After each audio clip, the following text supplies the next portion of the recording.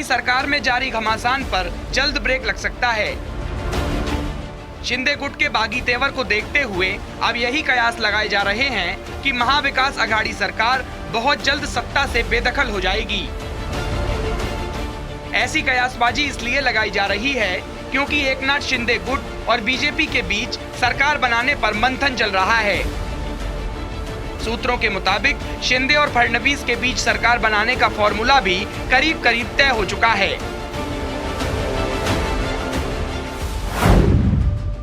क्या होगा सरकार गठन का फॉर्मूला? महाराष्ट्र में एक हफ्ते से जारी सत्ता के जंग में अब बीजेपी खुलकर सामने आ गई है।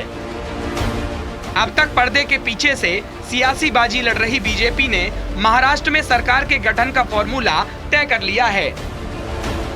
सूत्रों के मुताबिक बीजेपी से 6 कैबिनेट मंत्री होंगे, वहीं उद्धव को चुनौती देने वाले शिंदे कैंप से 6 कैबिनेट मंत्री बनाए जाएंगे। बताया जा रहा है कि कुछ दिन पहले फडणवीस और एकनाथ शिंदे में गुपचुप मुलाकात हुई थी। इसी मुलाकात में सरकार बनाने के मसौदे को अमली जामा पहनाया गया। दरअसल महाराष्ट्र में चल रही सियासी उठक-पटक के बीच महाराष्ट्र में जो सरकार बनाने का फॉर्मूला तय हुआ है, उसके अनुसार हर 6 विधायकों पर 1 कैबिनेट और 1 राज्य मंत्री का पद दिया जा सकता है। हालांकि ये फॉर्मूला हर जगह लागू नहीं होगा, आगे इसमें संशोधन होते रहेंगे। लेकिन जो फॉर्मूला तय हुआ है उसमें 6 विधायकों पर 1 कैबिनेट राज्य मंत्री देने की स्थिति में निश्चित रूप से सबसे ज्यादा फायदे में बीजेपी रहेगी, क्योंकि बीजेपी के 106 विधायक हैं, जिस कारण बीजेपी के पास 28 मंत्री पद आएंगे। वहीं फॉर्मूला तय होने के बाद फडणवीस दिल्ली पहुंच चुके हैं। कौन बनेंगे मंत्री? न्यूज इंडिया को मिली जानकारी के मुताबिक महाराष्ट्र कैबिनेट की कमान एक बार फिर से देवेंद्र फडणवीस के हाथों में होगी। संभावित कैबिनेट में कौन कौन? देवेंद्र फडणवीस मुख्यमंत्री, एकनाथ शिंदे डिप्टी सीएम और शहरी विकास मंत्री, बीजेपी के कोटे से कैबिनेट मंत्री गिरीश महाजन, सुधीर मुनगंटीवार, प्रसाद लाड, मंदा विजय महात्रे, प्रवीण दरेकर, आशीष सेलार। शिंदे के कोटे से कैबिनेट मंत्री संदीपन भुमरे, दीपक केसरकर,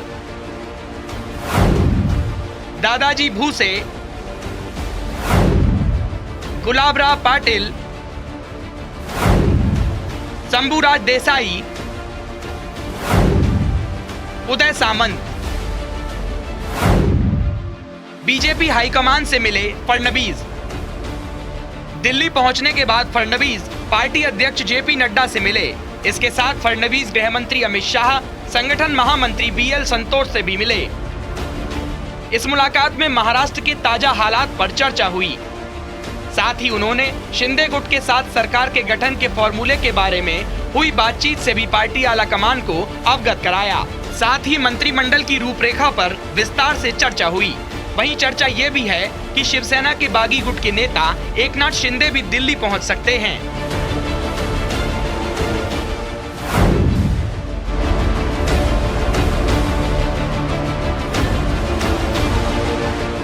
महाराष्ट्र में सरकार गठन की गहमा गहमी के बीच एकनाथ शिंदे ने अपने गुट के विधायकों के साथ दोपहर में बैठक की।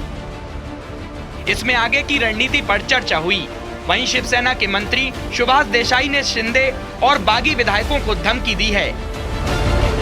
देसाई ने कहा, बागी विधायक मुंबई एयरपोर्ट आए तो उन्हें एयरपोर्ट से बाहर निकलने नहीं दिया जाएगा।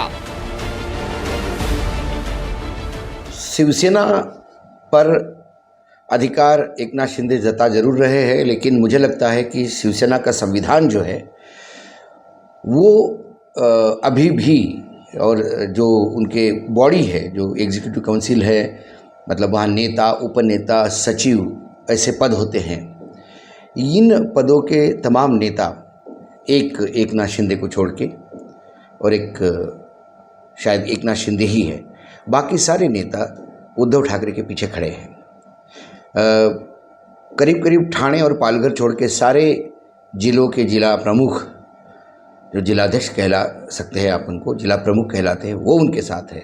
जितने फ्रंटल ऑर्गेनाइजेशन हैं, युवा सेना, छात्र सेना, कामगार सेना, चित्रपट सेना, ये तमाम महिला सेना, ये तमाम जो ऑर्गेनाइजेशन हैं वो उद्धव ठाकरे के साथ है।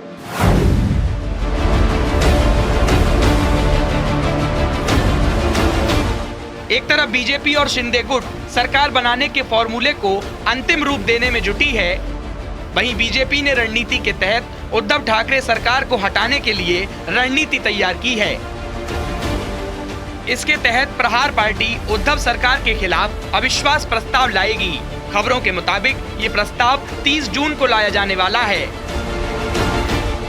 बहरहाल महाराष्ट्र विधानसभा से शिवसेना के शिंदे गुट के बागी होने के बाद यदि अविश्वास प्रस्ताव आया तो उद्धव ठाकरे सरकार का बचना बेहद मुश्किल लग रहा है। ऐसे में बीजेपी और शिंदे गुट अपने मकसद में कामयाब होता दिख रहा है।